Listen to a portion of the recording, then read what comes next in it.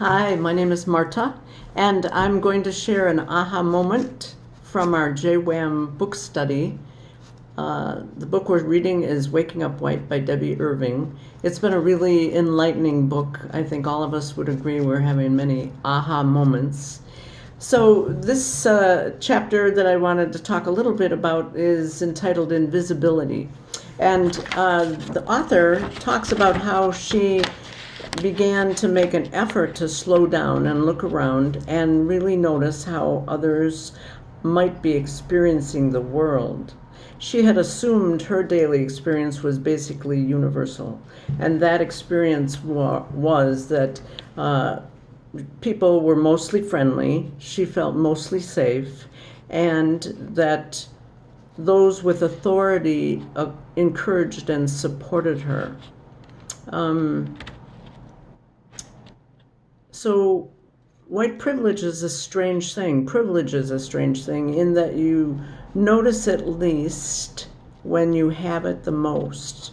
And the flip side of privilege is discrimination.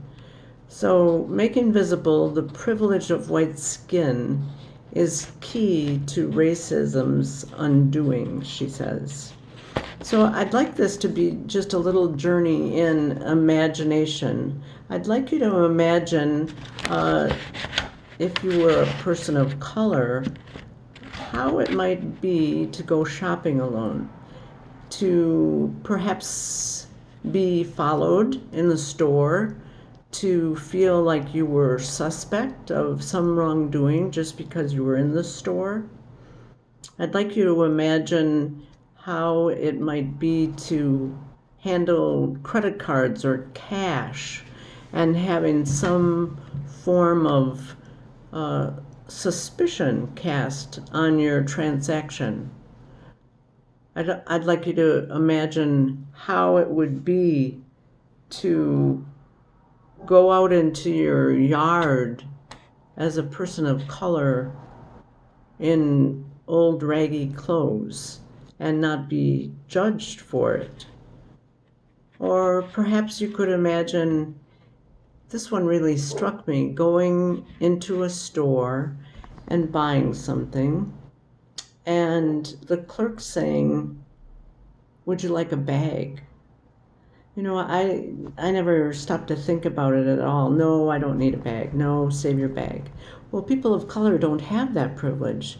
They would never say no, thank you to the bag, because they would be suspected of perhaps wrongdoing. Or another privilege that I have often taken advantage of, and I suspect that perhaps some of you have as well, is I go into the store and I'm really hungry.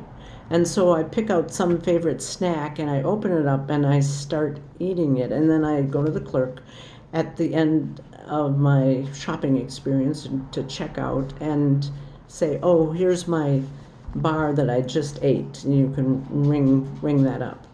That's, a benign privilege, and it's an extreme one that people of color don't have. There's so many benign, if you would call them, privileges that we as white people so take for granted. So the next time you're in the store and a clerk says to you, "Do you want a bag?"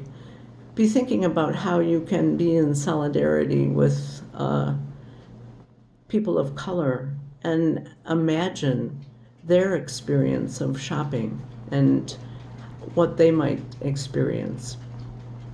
Okay, thanks so much.